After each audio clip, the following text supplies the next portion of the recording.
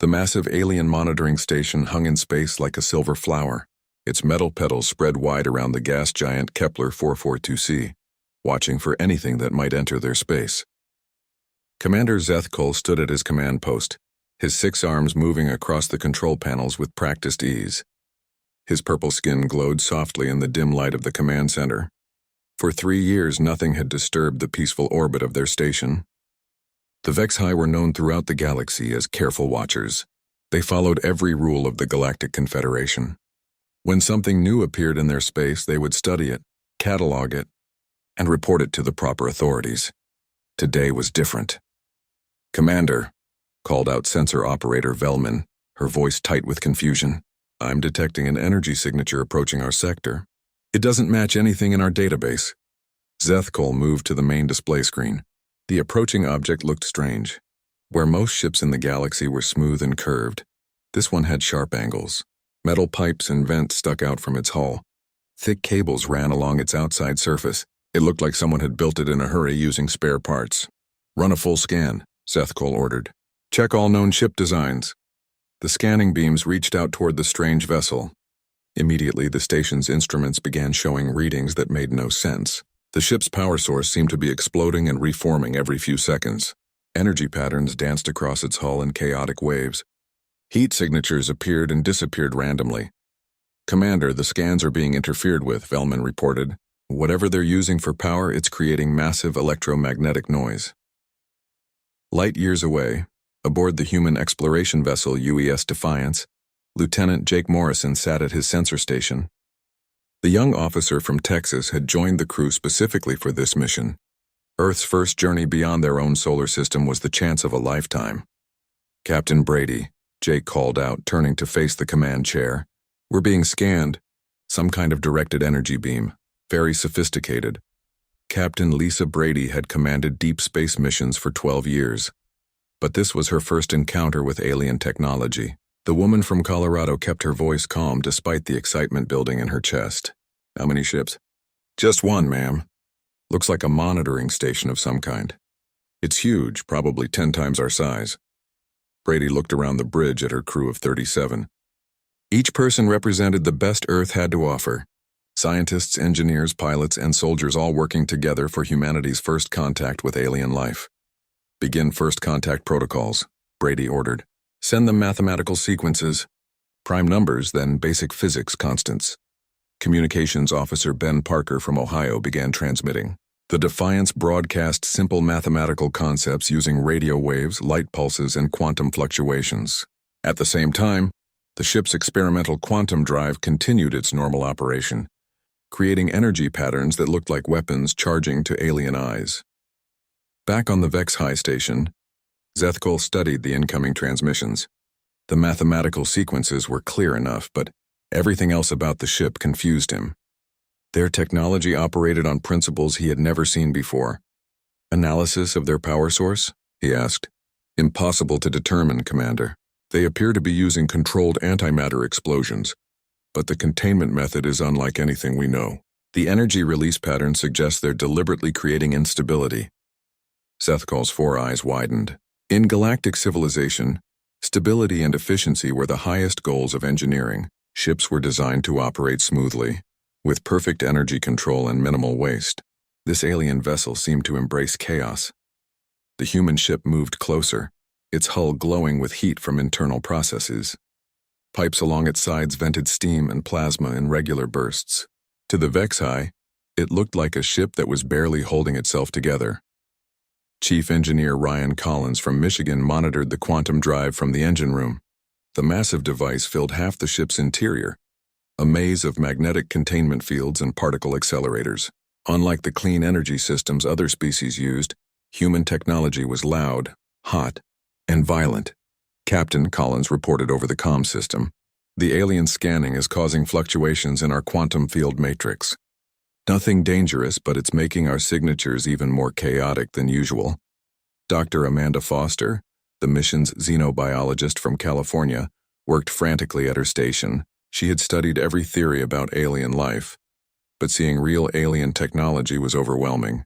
Their scanning methods used quantum entanglement in ways human science was only beginning to understand. "Ben," She called to the communications officer. Try adjusting our transmission frequency, match their quantum resonance patterns. Parker made the adjustments, but the Defiance's chaotic energy field made clean communication nearly impossible. Every attempt to send a clear signal was scrambled by the ship's own systems. On the alien station, Zethkol made a decision that followed standard Confederation procedure. When encountering an unknown species with incomprehensible technology, maintain safe distance and gather intelligence. Send a message to Sector Command, he ordered. Unknown species detected.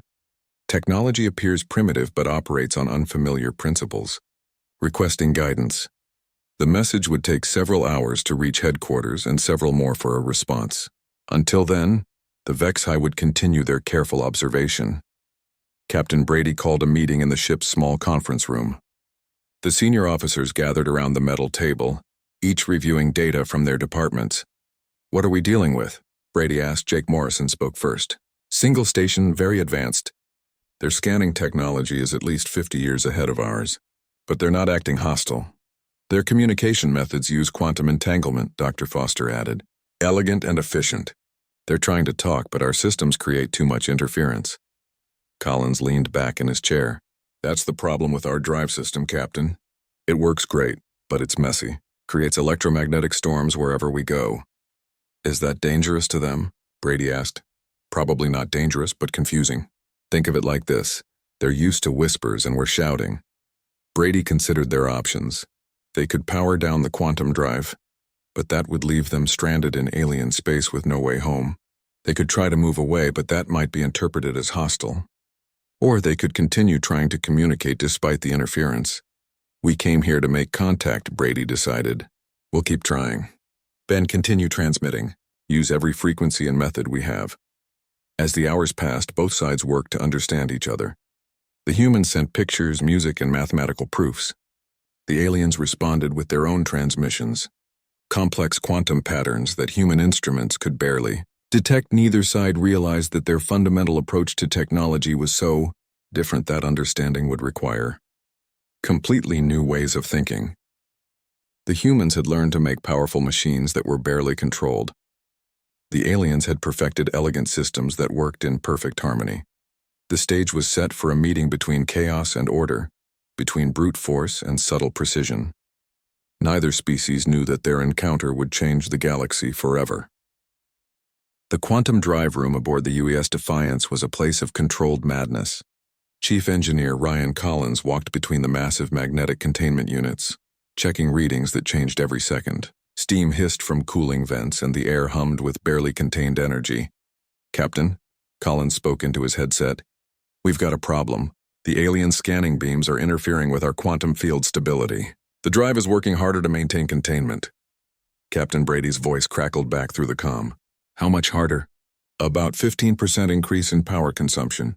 Nothing critical yet. But if this keeps up, we'll start seeing field fluctuations that could affect navigation. Collins studied the readouts on his main console. The quantum drive worked by tearing tiny holes in space-time and immediately repairing them thousands of times per second.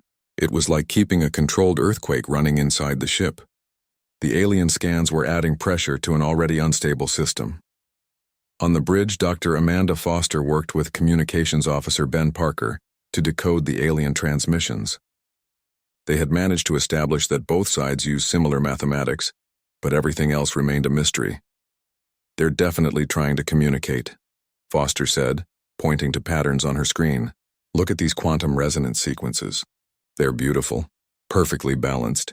Parker nodded, adjusting his equipment. Problem is, every time we try to respond, our own systems scramble the signal. It's like trying to have a conversation while standing next to a jet engine.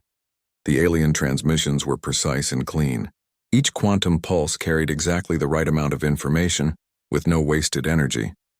It was the kind of engineering that human scientists dreamed about but had never achieved. Meanwhile, on the Vexhi monitoring station, Commander Zethkol grew more puzzled by the hour.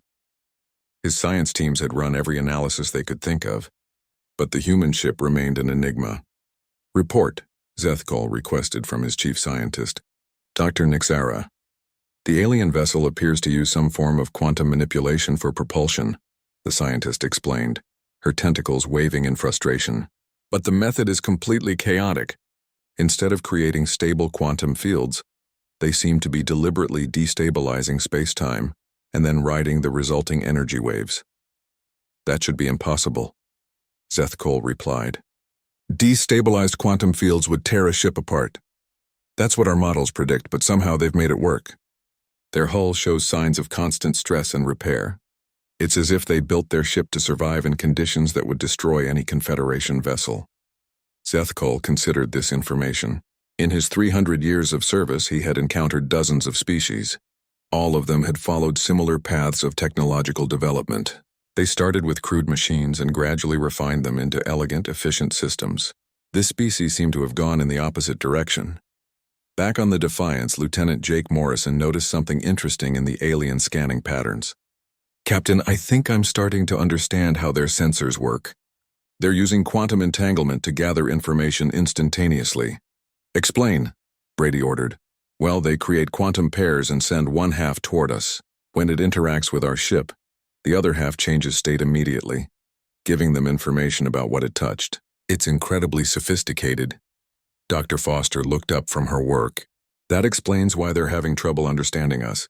Their sensors are designed to read stable quantum signatures. Our drive creates so much quantum chaos that their entangled particles probably get scrambled before they can report back. Collins's voice came over the comm system again. Captain, I've got an idea. What if we try powering down non-essential systems? If we can reduce our electromagnetic noise, maybe we can communicate more clearly. Brady considered the suggestion. Reducing power would mean shutting down weapons, shields, and backup systems. It would leave them vulnerable. But it might also show peaceful intentions. Do it, she decided. Power down everything except life support, communications, and minimum drive function. As Collins began shutting down systems throughout the ship, something unexpected happened. Instead of becoming quieter, the quantum drive became even more chaotic. Without the other systems to help distribute and control the quantum energy, the drive had to work harder to maintain stability. On the alien station, sensor operator Velmin watched in alarm as the human ship's energy signature spiked dramatically. Commander, the alien vessel is charging some kind of weapons array. Energy levels are increasing rapidly. Zethkol moved to the tactical display. What he saw looked like a ship preparing for battle. Massive energy buildups, system activations, and electromagnetic signatures that suggested powerful weapons coming online. Are they targeting us? He asked. Unknown, sir. Their energy patterns are too chaotic to get a clear reading. But the power levels suggest they could destroy our station with a single shot. Captain Brady had no idea that her peaceful gesture was being interpreted as an act of war. She stood on the bridge watching as Ben Parker continued transmitting mathematical sequences and simple pictures. Any response from them? She asked. Still trying to decode their transmissions, Captain. But I think they're getting some of our basic messages. They sent back a sequence that might be their version of prime numbers. Dr. Foster worked frantically to understand the alien mathematics. Their number system was based on quantum states rather than simple counting, which made translation extremely difficult. But slowly patterns were emerging. I think I'm making progress, she announced. They use base 16 mathematics probably because they have 16 digits on their hands. And their quantum communication carries multiple layers of meaning simultaneously, Collins reported from the engine room. Captain, I'm reading massive gravitational fluctuations around the alien station. I think they're powering up some kind of defensive systems. Brady felt the situation slipping out of control. Both sides were trying to communicate peacefully, but their different technologies were creating misunderstandings at every step. Ben, send them our star charts. Show them where we come from. Maybe if they see we traveled a long distance to get here, they'll understand we're explorers, not invaders. Parker transmitted a detailed map showing Earth's location relative to their current position. The transmission included pictures of Earth, its moon, and the solar system. But the chaotic quantum field around the Defiance scrambled the data, turning clear images into confusing static. On the monitoring station, Dr. Nixara tried to decode the latest transmission. Commander, they're sending some kind of stellar cartography data, but it's heavily corrupted. I can make out what might be star positions, but the interference makes it impossible to determine distances or scales. Zethkol realized they were at a critical point. Standard Confederation procedure required him to call for military backup, when dealing with unknown species showing signs of aggression. But something about this situation felt wrong. The aliens' behavior seemed contradictory, threatening and peaceful at the same time. "Send a priority message to Fleet Command," he ordered reluctantly. "Unknown alien species, possibly hostile, requesting immediate military support." The message would bring warships to investigate, escalating the situation far beyond what either side intended. But Zethkol felt he had no choice. His duty was to protect Confederation space and citizens. Captain Brady made one last attempt at peaceful contact. She ordered the ship to broadcast on every frequency simultaneously: radio, quantum, gravitational, and electromagnetic. The message was simple: pictures of humans, mathematical concepts, and peaceful intentions. But the massive transmission overloaded the Defiance's already strained quantum drive. Energy cascaded through the ship's systems, creating electromagnetic pulses that lit up alien sensors like a supernova.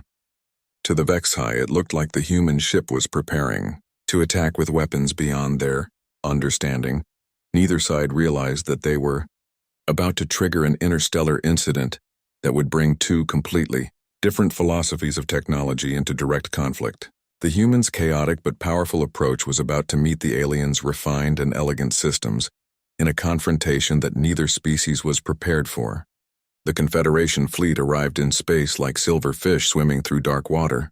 Admiral Crixven commanded from the bridge of the battlecruiser Harmonious Purpose, flanked by 2 escort frigates. His 8 eyes studied the tactical display showing the unknown alien vessel near the monitoring station. "Report, Commander Zethkol." The Admiral's voice carried across subspace communication with crisp authority. "Unknown species, Admiral. They appeared 18 hours ago. Technology is primitive in design but operates on principles we don't understand. They've made several threatening gestures, including massive energy buildups that could indicate weapons charging." Admiral Crixven had served in the Confederation fleet for 4 centuries. He had negotiated with hostile species, mediated territorial disputes, and commanded battles against space pirates. But he had never encountered anything quite like this. "Show me their vessel," he ordered. The main screen displayed the human ship. Even from a distance, the Harmonious Purpose's advanced sensors could see details that puzzled the Admiral. The alien craft looked like it was built from scrap metal. Pipes, cables, and vents covered its hull. Heat signatures indicated massive internal processes that seemed barely controlled. "Analysis?" Crixven asked his science officer. "Fascinating and concerning, sir. Their propulsion system appears to use controlled quantum instability. By all known physics, their ship should have torn itself apart the moment they activated their drive." Aboard the Defiance, Lieutenant Jake Morrison detected the new arrivals immediately. "Captain Brady, we've got company. 3 new contacts, much larger than the monitoring station. Military configuration." Captain Brady felt her stomach tighten. The situation was escalating beyond diplomatic contact into something that looked like a military confrontation. "How long until they reach us?" "At current speed, about 6 hours. But Captain, they could be here much faster if they wanted. Those ships are holding back deliberately." Dr. Amanda Foster looked up from her communication station where she had been working non-stop to decode alien transmissions. "Captain, I think I'm making real progress. Their language uses quantum state changes to convey meaning. It's like each word exists in multiple dimensions simultaneously." "Can you talk to them?" Brady asked hopefully. "I'm trying. I've managed to transmit basic concepts like peace and friendship. But our quantum drive interference makes it hard for them to receive clear messages." Chief Engineer Ryan Collins joined the conversation over the comm system. "Captain, we've got bigger problems.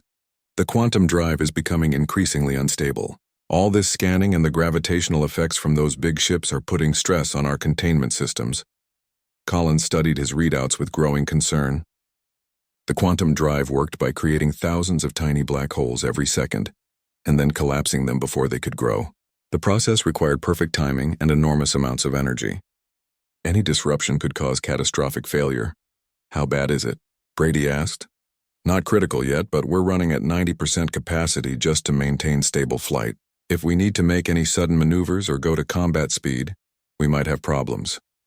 On the Harmonious Purpose, Admiral Crixven received reports from his fleet's science teams. Each new piece of information made the situation more confusing. "Admiral," reported Science Officer Talwex, Preliminary scans suggest the alien vessel uses some form of artificial singularity for propulsion. But instead of one stable event horizon, they're creating and destroying thousands of micro-singularities continuously. That's impossible, Crixvin replied. The energy requirements alone would be astronomical, not to mention the technical precision needed. That's what makes it so puzzling, sir. Their technology appears crude and improvised, but it's accomplishing things our best engineers consider theoretically impossible. Admiral Crixvin made a decision based on centuries of military experience. Prepare boarding parties. We need to examine their technology directly and establish meaningful communication. The Confederation had perfected matter teleportation centuries ago. It was clean, precise, and allowed for diplomatic contact without the risks of docking procedures. Crixvin ordered his teams to transport directly to the alien vessel's bridge. On the Defiance, Dr. Foster suddenly detected massive quantum fluctuations around the ship. Captain, something's happening. I'm reading teleportation signatures. They're trying to beam aboard. Brady immediately went to red alert. All hands prepare for boarding. Security teams to the bridge and engineering sections. But the alien teleportation attempt failed completely. The chaotic quantum field surrounding the human ship scrambled the transportation process. Instead of materializing aboard the Defiance, the alien boarding party found themselves scattered across several light minutes of empty space. Report, Admiral Crixvin demanded as his transportation chief struggled with his controls. System failure, sir. The alien vessel is surrounded by some kind of quantum interference field. Our teleporters can't lock onto anything solid. It's like trying to transport through a quantum storm. This failure convinced Crixvin that the humans possessed defensive technology far more advanced than their crude appearance suggested. Any species that could block Confederation teleporters had to be considered extremely dangerous. Captain Brady watched the alien ships take defensive positions around her vessel. The situation was spiraling toward conflict despite everyone's peaceful intentions. Ben, send them everything we have, she ordered. Music, art, literature, scientific data. If we're going to fight, at least let them know who we are first. Communications Officer Ben Parker began transmitting the entire contents of Earth's cultural database, symphony orchestras, paintings, poetry, mathematical theorems, and historical records flooded through space toward the alien fleet. But the massive data transmission required enormous amounts of power from the quantum drive. Collins watched in alarm as his containment system struggled to handle the load. Captain, we're pushing the drive past safe limits. If we keep this up, we could lose quantum containment entirely. How long can we maintain this transmission rate? Brady asked. Maybe 10 minutes before we risk catastrophic failure. On the Harmonious Purpose, communication specialists tried to process the incoming data flood. Thousands of terabytes of information poured through their receivers faster than their systems could analyze. Admiral, they're transmitting massive amounts of data. Our computers are struggling to keep up with the volume. What kind of data? Everything, sir. Scientific information, cultural records, what appears to be entertainment media, mathematical proofs, star charts, biological data about their species. It's like they're trying to download their entire civilization to us. Admiral Crixvin realized this was either a desperate attempt at communication or an incredibly sophisticated information warfare attack. The volume of data could overwhelm Confederation computer systems if it contained viruses or logic bombs. Isolate all incoming transmissions, he ordered. Don't let any of their data access our main computers until it's been thoroughly analyzed. Dr. Foster made another breakthrough in understanding alien communication protocols. Captain, I think they're trying to establish some kind of direct interface with our computers. Their scanning methods are incredibly advanced. Is that dangerous? Brady asked. I don't think so. It feels more like they want to examine our technology than damage it. But their methods are so different from ours that any direct connection could cause system conflicts. The standoff continued as both sides tried to understand each other across a gap that seemed impossible to bridge. The humans' chaotic but powerful technology created effects that the aliens couldn't predict or counter. The aliens' refined and elegant systems operated on principles that human science barely understood. Admiral Crixvin faced a command decision that would determine whether first contact became first war. The alien vessel clearly possessed advanced capabilities, but their intentions remained unclear. Standard procedure required him to neutralize potential threats to Confederation space. Prepare EMP weapons, he ordered reluctantly. Target their power systems only. We'll disable their vessel and then board it conventionally. The Admiral believed that an electromagnetic pulse would safely disable the alien ship without destroying it. In Confederation experience, all technology was vulnerable to EMP attacks. Advanced civilizations simply built better shielding, but the basic principle remained the same. Neither side realized that human technology operated on completely different assumptions. Where alien civilizations had learned to build stable, efficient systems, humanity had developed machines that thrived in chaos and electromagnetic storms. The coming EMP attack would not disable the human ship. It would make it more dangerous than anyone could imagine. The EMP burst from the harmonious purpose lit up space like a miniature star. Electromagnetic energy powerful enough to disable an entire fleet reached out toward the human vessel in expanding waves. Admiral Crixvin watched his tactical display, expecting to see the alien ship's energy signature fade as its systems shut down. Instead, something impossible happened. Chief Engineer Ryan Collins felt the EMP wave hit his ship like a physical blow. Every system aboard the Defiance shuddered as electromagnetic energy flooded through the hull. But instead of shutting down, the quantum drive began to sing.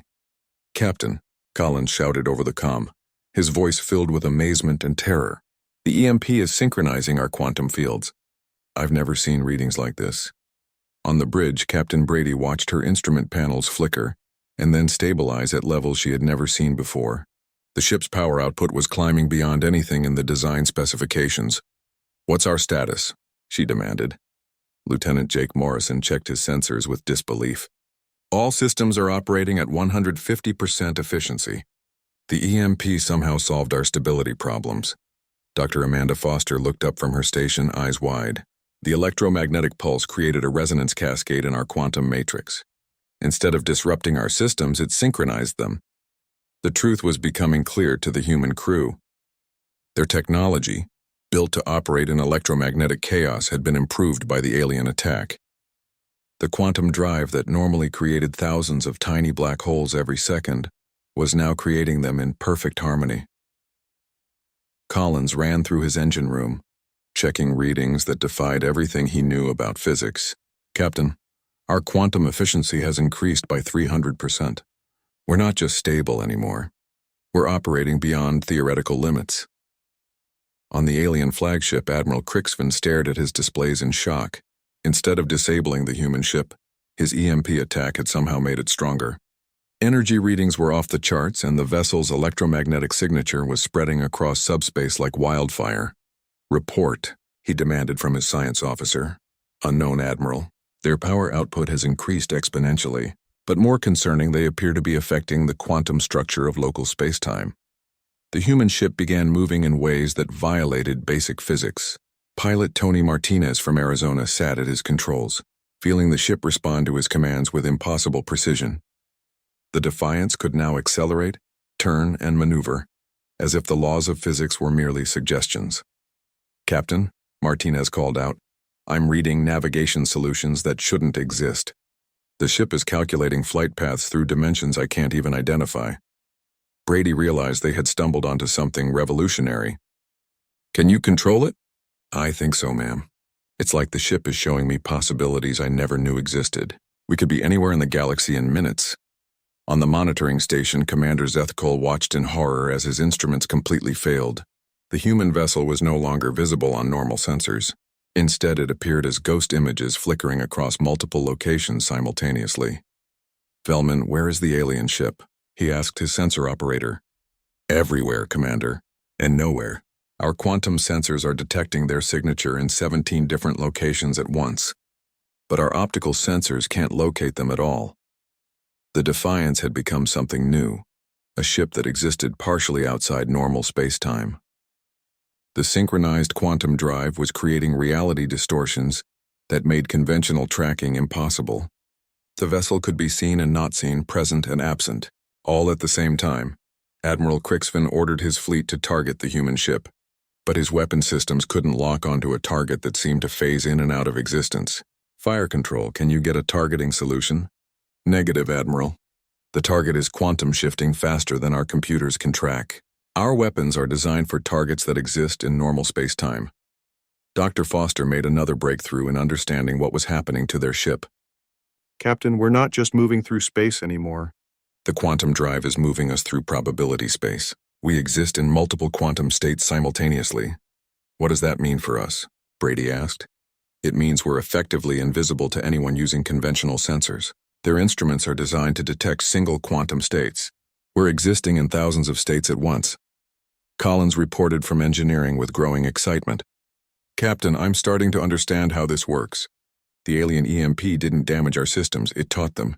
The electromagnetic pulse contained information about how their technology operates. Our quantum drive learned from it. The human ship had become a hybrid of human chaos and alien precision. The result was technology that surpassed both species' individual capabilities. The Defiance could now operate in ways that neither humans nor aliens had thought possible.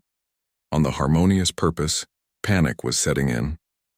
Admiral Crixfin's fleet found itself completely outmaneuvered by technology they couldn't understand or predict. Their sophisticated sensors, designed to track the most advanced ships in the galaxy, were useless against the quantum-shifting human vessel. Admiral, reported his tactical officer, all weapon systems are offline. The quantum interference from the alien ship has disrupted our targeting computers. What about navigation? Also affected, sir. The space-time distortions are making it impossible to calculate reliable jump coordinates. We're effectively trapped here until the interference subsides. The Confederation fleet, with all its advanced technology and centuries of engineering refinement, had been neutralized by a ship that looked like it was built from scrap metal. Their elegant, efficient system simply couldn't cope with the controlled chaos that human technology represented. Captain Brady realized the power she now controlled. Her ship could probably defeat the entire alien fleet without taking damage. The quantum shifting capability made them nearly invincible, but victory wasn't what she wanted. Ben, can you still communicate with them? She asked. Communications Officer Parker checked his equipment. Better than ever, Captain. The quantum synchronization has cleaned up our transmission capability. I can send clear messages now. Then send this. We are explorers, not warriors. We came in peace and we want to remain in peace. The message reached the alien fleet with crystal clarity. For the first time since contact began, both sides could communicate without interference. The synchronized quantum fields allowed perfect translation of meaning across the language barrier. Admiral Crixvin received the human message and finally understood what had happened. These aliens hadn't attacked his fleet. They had evolved beyond the need to attack. Their technology had grown beyond conventional threats. Send a response, he ordered. We acknowledge your peaceful intentions, but we need to understand what has happened here. Dr. Foster worked to establish a real communication link between the species. The quantum synchronization made translation possible, but it also revealed something profound. Human and alien technology weren't just different, they were complementary.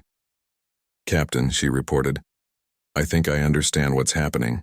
Their technology is based on perfection and control. Ours is based on chaos and adaptation. When the EMP forced them together, they created something better than either could achieve alone. The standoff was ending, but not through victory or defeat.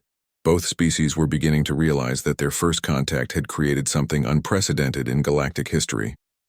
The human ship now possessed capabilities that surpassed anything in Confederation space, but those capabilities had been unlocked by alien technology. Neither side had won or lost. Instead, they had accidentally discovered that cooperation between different technological philosophies could produce results that neither could achieve alone. The question now was what to do with this discovery, and how it would change the galaxy forever. Captain Lisa Brady stood on the bridge of the Defiance, looking at the alien fleet through her view screen. Her ship now possessed power beyond anything humanity had ever imagined, but she knew that using it for conquest would doom both species to endless war. The decision she made now would echo through history. Ben, open a channel to all alien vessels, she ordered. Full translation protocols.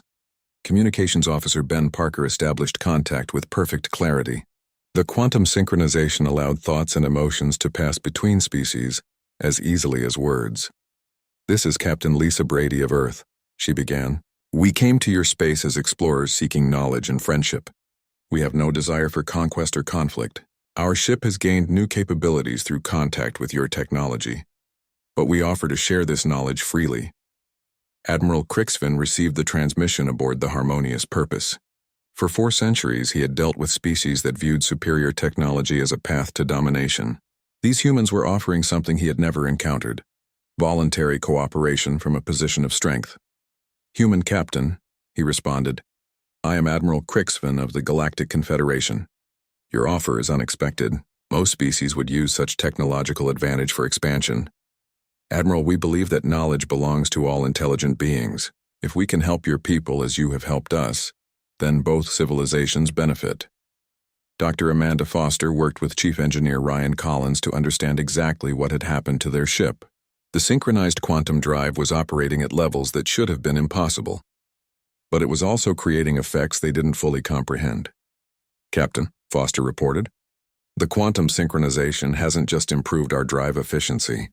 It's given us access to principles of physics we didn't even know existed, but I think the aliens' knowledge is incomplete too. Their technology is sophisticated but limited by their assumptions about stability." Collins nodded agreement. "That's right, Captain. They build everything to operate perfectly in controlled conditions. We build everything to work when nothing goes according to plan. Together we've created something that's both stable and adaptable." On the monitoring station, Commander Zethkol studied the readings from the human vessel with growing amazement. His science teams were detecting technologies that combined the best aspects of both civilizations. "Dr. Nixara, your analysis of the hybrid systems?" he requested. "Remarkable, Commander. The human quantum drive now operates with our precision, but retains their adaptability. It can function in conditions that would destroy our ships, while maintaining efficiency levels we've never achieved. Could we replicate this technology? Not without understanding their engineering philosophy.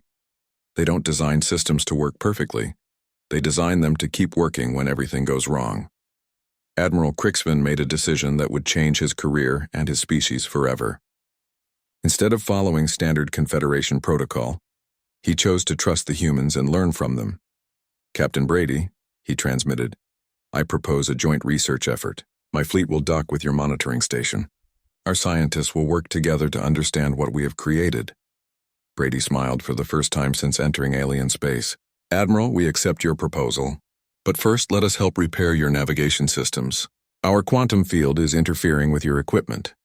Collins worked with Vexi engineers to develop compatible interfaces. The process revealed fundamental differences in how each species approached problems. The aliens created perfect solutions for specific conditions. Humans created flexible solutions that could adapt to changing conditions. "It's like comparing a Swiss watch to a Swiss Army knife," Collins explained to Captain Brady. "Their technology is precise and beautiful, but it only works in the environment it was designed for. Ours is crude and multi-purpose, but it works anywhere." The joint research teams made breakthrough discoveries every hour. Dr. Foster found that alien quantum communication could be enhanced by human electromagnetic chaos, creating messages that carried more information than either system alone. Vexi scientists discovered that human engineering principles allowed their perfect systems to operate in imperfect conditions. Lieutenant Jake Morrison worked with alien sensor specialists to develop new detection methods. "Captain, we're creating sensor arrays that can track quantum shifting targets. But more importantly, we're learning to quantum shift our sensors too." "What does that mean?" Brady asked. "It means we can observe multiple dimensions simultaneously. We can see not just what is, but what could be. It's like having sensors that can look around corners in space-time." Pilot Tony Martinez found that the synchronized drive allowed navigation through probability space. "Captain, I can plot courses that take us to the most likely successful outcomes. If there's a solar storm ahead, the ship automatically finds the timeline where we miss it." The implications were staggering. Human adaptability combined with alien precision had created technology that could manipulate probability itself. Ships could avoid danger by shifting to timelines where the danger didn't exist. Admiral Crixvin realized that everything he thought he knew about technology was incomplete. Science Officer Talwex, theoretical analysis of human engineering principles? "Paradigm shifting, Admiral. They don't try to control their environment, they adapt to it. This makes their technology incredibly resilient but also unpredictable. Could we adopt their methods?" It would require fundamental changes in how we think about engineering. Instead of asking, how do we make this perfect? We would need to ask, how do we make this work when everything goes wrong? Over the following days, joint teams established the first permanent human-alien research facility. The monitoring station was expanded with human manufacturing techniques that embraced controlled chaos, while human ships were upgraded with alien precision systems. Dr. Foster led the communication breakthrough that established real-time translation between dozens of species. The quantum linguistic interface could convey not just words but emotions, concepts, and even sensory experiences across species barriers. "Captain," she reported excitedly, "we're not just talking to them now. We're truly understanding each other.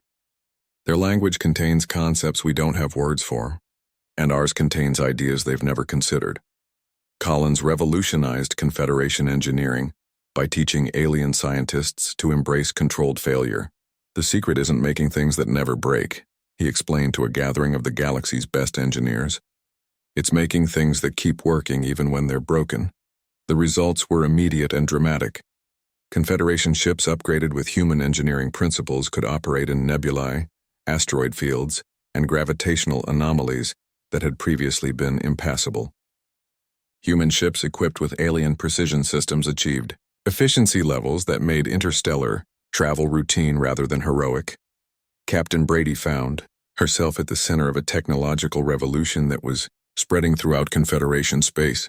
Monitoring stations throughout the galaxy began reporting encounters with more human ships, each one operating on principles that made them effectively invisible to conventional sensors. "Admiral," she said during one of their regular meetings, "our races have given each other incredible gifts. You've taught us precision and elegance. We've taught you adaptability and resilience."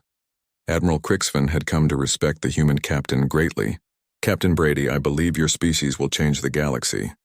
But not through conquest, through cooperation." The first human-alien hybrid technologies were already spreading through Confederation space.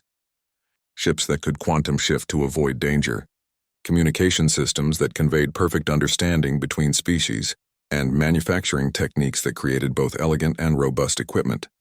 As more human vessels arrived in alien space, each encounter followed the same pattern. Initial confusion, technological synchronization, and then breakthrough discoveries that benefited everyone involved. Humanity wasn't conquering the galaxy. They were revolutionizing it through their unique approach to engineering. The story of the Defiance became legend throughout Confederation space. The ship that had appeared from nowhere with impossible technology survived an EMP attack that should have destroyed it, and then freely shared the secrets of its power with former enemies. Captain Brady realized that humanity's greatest strength wasn't their advanced quantum drives or their powerful weapons. It was their willingness to embrace chaos, adapt to impossible conditions, and turn every failure into a learning opportunity. In a galaxy full of species that had perfected elegant solutions to known problems, humans offered the ability to create working solutions to unknown problems. The galaxy would never be the same. And for the first time in history, different didn't mean dangerous, it meant essential.